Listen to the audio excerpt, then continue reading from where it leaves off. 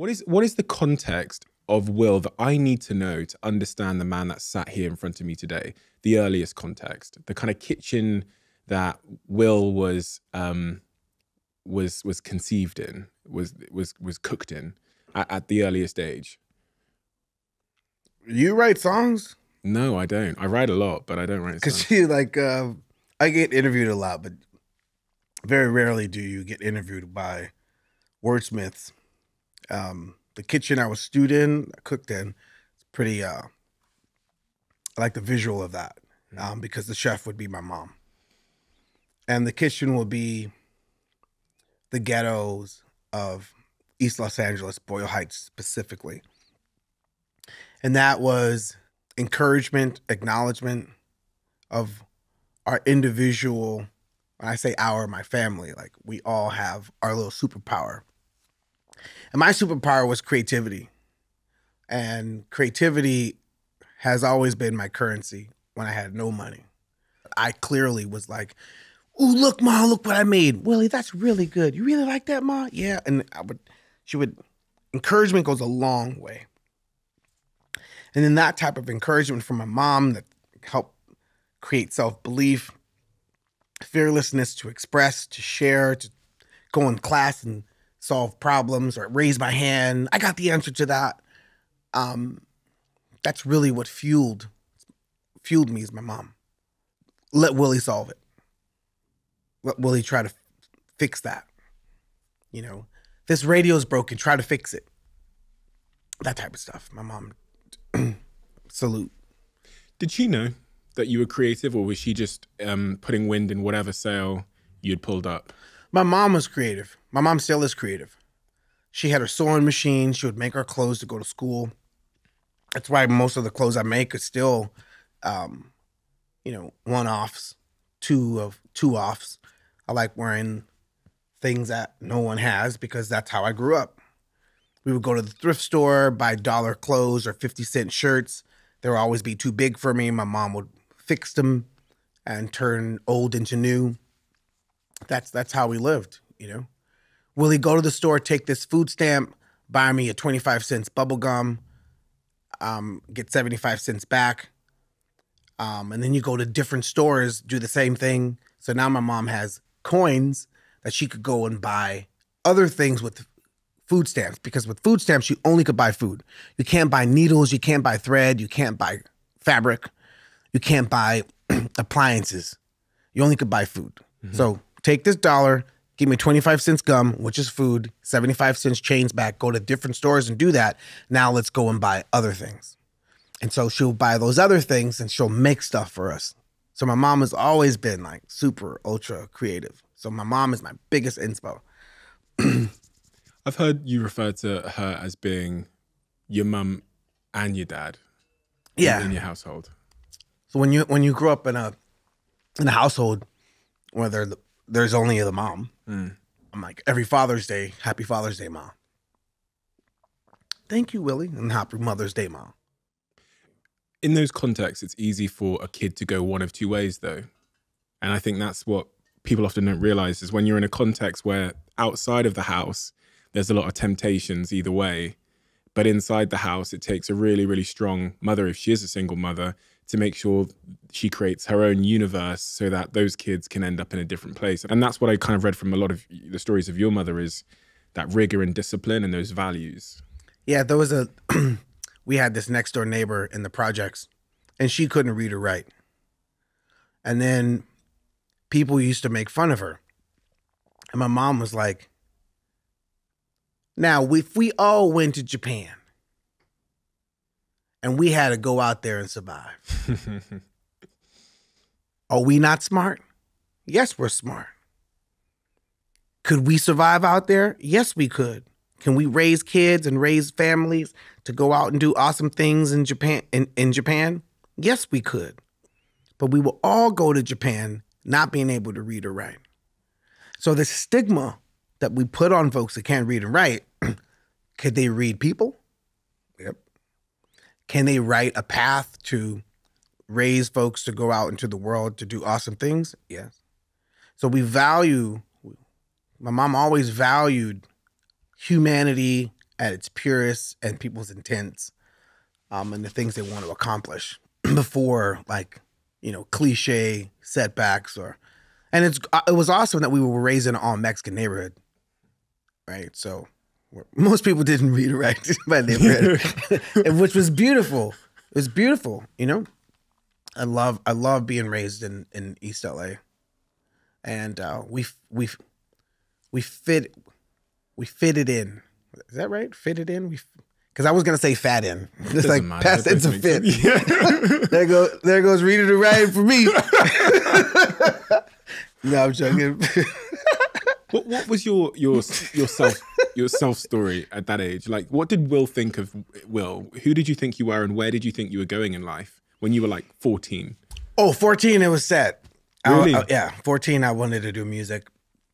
I had these raps that I used to write, and I had these demos that I used to make, and I would go to school and I would give my demos to my friends.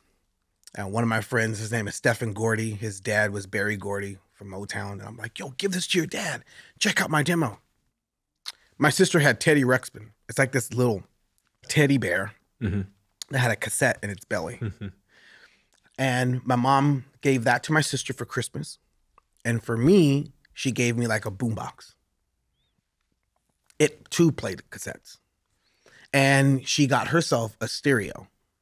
And that stereo had 2 cassettes and came with headphones. And so I got my mom's records, and I had a record player and 2 tape decks and a headphone. And I don't know what told me to take the headphone, put it in the microphone jack, take my sister's Barbie Rockers tape, put tape over the left side of the cassette tape where I could record over it, get my mom's record, play the favorite part, press unpause, record, pause it when my favorite part was over, play it again and make a loop. Put the tape and the play, put another my sister's Teddy Ruxpin tape, put it in there, do the same thing, record over it. Now press play on my loop that's for 3 minutes and rap over it. Take the Teddy Ruxpin tape with my newly formed song over loops, stereo loops, put it in Teddy Ruxpin, press play, and make Teddy Ruxpin rap. So my mom was like, "You did that, boy?" I'm like, "Yeah, Mom, look." She was like, "You should take that to class for a show and tell." They were like, "Wow, William." At that point in time, I was William. "Wow, William, that's really cool. You did that?" "Yeah, I did that." Woo. The song was whatever for a 10-year-old. So then you graduate 6th grade at 12.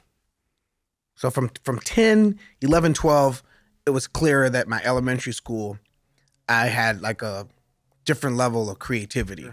So when I went to junior high school, it was clear what my superpower was. I was creative, and I wanted to express myself in that realm. Were you confident, however you define that? And I guess what I mean by confident is like secure in oneself and confident in their abilities and social value, I guess. It happened in 3 steps. I didn't know we were poor, and then I found out we were poor. And I found out we were poor when one year my teacher, Miss Rich, she said, "You got to come to school with canned food and box food so we could give to the poor families." And I come home, I'm like, "Ma, my homework assignment tonight is to go to school. I got to pick through the cupboards and give canned foods and box foods for my homework assignment tomorrow." She's like, "Well, you ain't going to school with no food." I'm like, "Mom, but I'm gonna fail the class. I'm gonna get a fail on my grade. I have to turn this in." "Well, I guess you gonna get a fail because you ain't leaving this house with no food."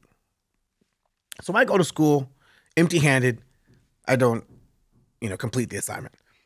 Then I see the rich white kids coming up the corridor. I'm like, "Hey, what's up, Brent? What up, Brad? What you guys doing here?" "Yeah, we came here to bring the food to the poor family." I'm like, "Oh, really?" So I start walking with them, and we go to my house. I'm like, "Wait, that food's for us?" We qualified, and the school gave us that food.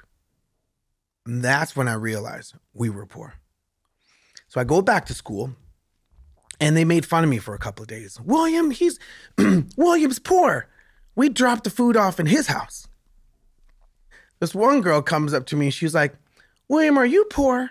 How can you be poor if you always wear suits to school? Because my mom used to make us wear suits. So it wasn't like a uniform school. It was like dress the way you want to dress. But my mom put me in suits every day. And so the kids were like, why do you always wear suits to school? How could you be poor?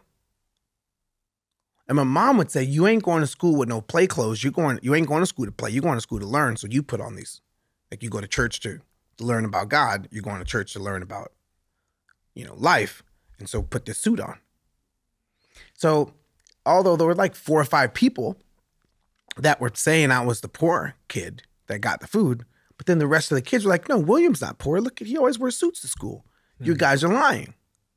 That became my cloth to express yourself, because that drape, that attire, separated me from the gang, separated me from you're poor, you're not, you're part of the have-nots, and expression. Just wanted to express. Sometimes my mom used to say, Willie, what you doing? Nothing. Get your butt over here. What's wrong, Mom? What did I say about saying the word nothing? Even if you sitting there breathing, say I'm breathing, or you're thinking about something, you don't got no business saying you doing nothing. So we would have to say what we were doing. We couldn't say nothing, because you're never doing nothing. Even if you're breathing, even if your heart's beating, whatever you're thinking of. What you thinking about? Nothing. Well, you need to start thinking about something. She didn't settle for that. I was listening to one of your songs before you arrived here, and it was very curious. What's wrong, my humps? Man, that's just lyrical. It was a song, I think the song was called Be Nice. And when it was called Be Nice. And when I started looking into the song, looking about what you'd said around that song, you said, I was on a dip in the low part of a roller coaster. And you wrote that song because it helped you to change your vibration, but also to help other people change their vibrations. The dip on the low part of a roller coaster. What are the things in your life that have caused that dip in the lower part of the roller coaster? I think men, but particularly Black men, we don't always talk about our mental health or the dip in the low part of the roller coaster. So I thought it was wonderful that you'd made a song about that, but also you were speaking so openly about that. Oh, I was reflecting on my 1993 18-year-old self. That path was the hardest path that I've in my life. 18. Why? 18 was the hardest. Because it was 30 years ago. This time 30 years ago. It was March when I had it was March of 1993 when I felt something that I've never felt before. Just like distortion. I felt, that's a perfect word for it. Dis-ease. And dis-ease, vibrationally, is dis-ease. Like a disease on a vibrational level. Like the word disease is really dis-ease of molecular, cellular, where you're vibrating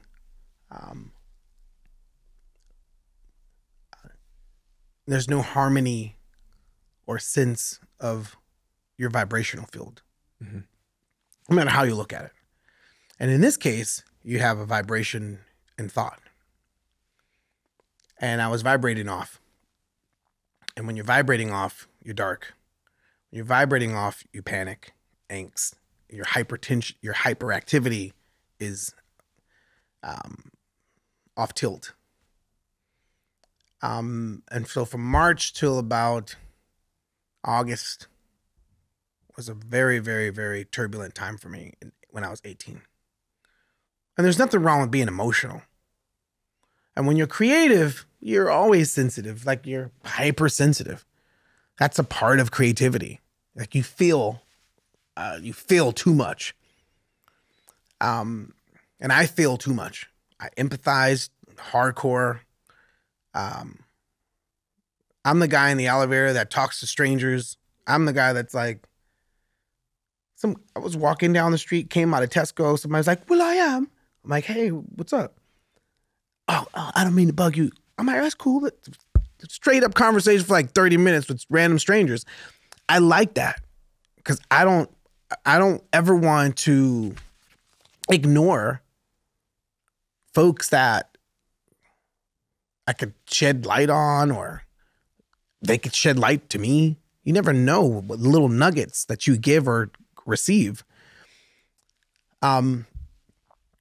So that song, that lyric was just reminding myself of like what that period was like for me.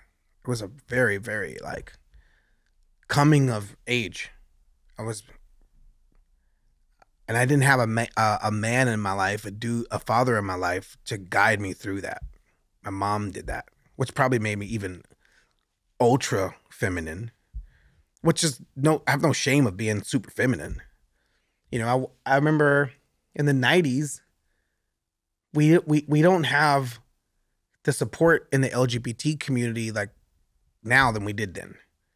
So growing up in the 90s, we're like, are you gay? Like a lot of people question if I was, because I was feminine. I'm still feminine. I sit the way I sit. I act the way I act. My mannerisms are my mom's. But it was a very, and I'm strong with my femininity. I think it's a superpower. But and when you know who you are, when you love who you are, how you vibe, that's what it's about. I like girls. Never was attracted to men. I'm attracted to females, but I'm feminine. Where do you sit now with the concept of finding like a life partner and getting married and having kids and all that stuff? And is there work to be done? Is it finding the right person, or is it an inward piece of work that needs to be done in your view? And is it something you want? I want to have kids. I'm going to be an awesome dad. If you would have asked me this 10 years ago, I would have a different answer. Really? Why has it changed? And what is it now and what was it then? That you don't do a family until you completed the ultimate. Well, my version of ultimate. My version of ultimate is to be able to be of assistance and help and provide and service folks that resemble the lifestyle that I lived, the hardships that I lived, without having to ever raise money ever again. 10 years ago? Yeah. What I know now, I would have had a kid. You would have had a kid 10 years ago? If I know what I know now, yes. Why?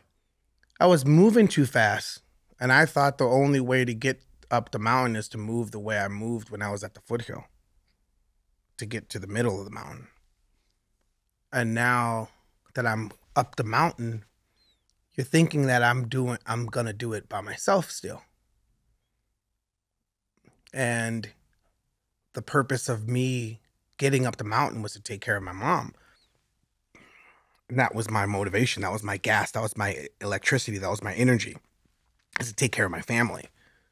Hunter-gatherer, to go out and bring back to the village. I didn't know what I didn't know then. Now that I know, would I be able to get up the mountain with family and offspring to take the information that I have and pass it on? I have knowledge here. I have knowledge in my DNA. Who do I pass it to if something were to happen to me? Like, it's like different type of knowledge that you just don't say to someone. It's like, it's in me. It's stored in me. Somebody gave me this. Your mom. And my grandma. And my grandma's grandma. And my grandmother's grandma. That person had a different life. My grandma was born in 1920. My grandma's grandma was born in 18 something. That means it had, wow. That person was working in the field, in somebody's factory, in some unknown company, but in America just called it slavery. Like that wasn't that long ago. So, but that information was passed on to me, resilience, tolerance, hope, living in a different world. So your offspring can have a different life. I'm a recipient of that. But when you're hustling and bustling, you think that, oh no, I got to wait to the ultimate. Was I wrong? Now that I could look back at my, he was wrong. But I was right, but still wrong. Would I be